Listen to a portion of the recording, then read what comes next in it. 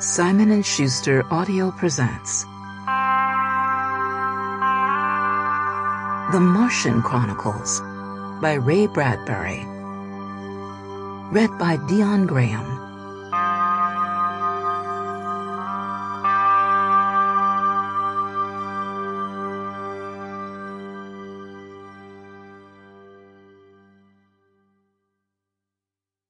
With love and gratitude to Maggie Marguerite, who typed this manuscript way back in 1949, and to Norman Corwin and Walter I. Bradbury, fine friends and midwives.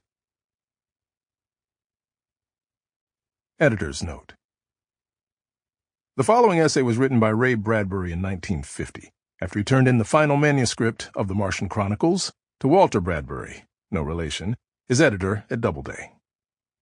This piece was found in Bradbury's home office files in the early 2000s.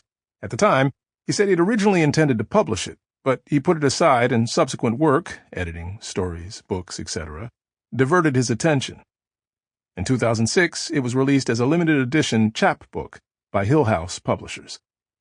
A few years later, it was included in the 2009 deluxe limited edition of The Martian Chronicles, the complete edition, published by Subterranean Press, U.S., and PS Publishing, UK. How I Wrote My Book refers to cultural touchstones, for example, authors, books, music, politics, that may not resonate with today's reader. Perhaps more disturbing will be some of the words and phrases Bradbury uses. Simply put, the language of the 1950s was not politically correct. Yet, How I Wrote My Book offers fascinating insight into Bradbury's creative process and is, at the same time, a powerful, at times urgent, commentary on Bradbury's beliefs, thoughts, and fears about humanity and our world. And while expressions used by Bradbury in this essay may be anachronistic, his message is timeless and rings as true today as it did 75 years ago.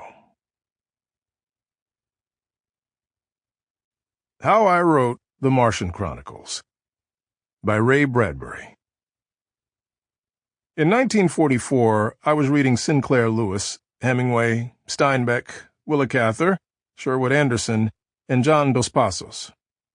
I wondered then if the same sort of human, interesting people couldn't be carried off to Mars. I wondered, for instance, what would happen to a Steinbeck man, a Cather woman, a Hemingway tough, suddenly confronted with 50 million miles of space, the most immense loneliness in man's history, and the task of providing food, shelter, and nourishment. Sample complete. Ready to continue?